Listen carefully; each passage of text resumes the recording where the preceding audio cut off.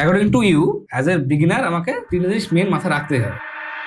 তাই ওকে, তাহলে যে তুমি বলার চেষ্টা করো সেটা হচ্ছে এই যে অ্যাজ এ নতুন বিগিনার আমাকে যখন আমি বাড়ি বসেও কাজ করবো বা আমি সব দেবো, তুই প্রথমে বললি যে ক্লিয়ার কমিউনিকেশন রাখতে হবে, গুড ইন্সপেকশন, যে প্রবলেম নিয়ে এসছে সেই প্রবলেমটা কেন হয়েছে এটা দেখে দেওয়া, এবং ওর সাথে যদি আরো কোনো ড্যামেজ কিছু এসে থাকে বা হতে পারে সেটা জানা দেওয়া, এত তোর নাম খারাপ না ভবিষ্যতে, এবং তোর ট্রাস্ট বিল্ড আপ। সেকেন্ড, তুই একটা খুব সুন্দর পয়েন্ট বললি, সেটা হচ্ছে আফটার সেল সার্ভিস খুব ভালো কথা হবে, যাতে বারবার কাস্টমার আসে। According to you as a beginner আমাকে তিনটা জিনিস মেন মাথায় রাখতে হবে। এক, যে কাস্টমার যে প্রবলেম নিয়ে আসছে আমার কাছে, সেই প্রবলেমটা ভালোভাবে অবজার্ভ করা, এবং ওই প্রবলেমটা আসলে যে আরো কোনো প্রবলেম থাকে, যেমন তুই উদাহরণ দিলি ডিসপ্লে নিয়ে ড্যামেজ কেউ আসে, তাকে এমন ভাবে এক্সপ্লেনেশন করে দেওয়া, অবজার্ভ করাতে ওই ডিসপ্লের পাশাপাশি আর কোনো জিনিস খারাপ হয়েছে না তো, বা কদিন পরে হবে না তো, দেখে দাও, যাতে ট্রাস্ট একদম ফুললি বিল্ড হোক। সেকেন্ড, তুই বললি আফটার সেল সার্ভিস যাতে খুব বেটার ওয়েতে কাস্টমার রিপিট হয় বিজনেসে।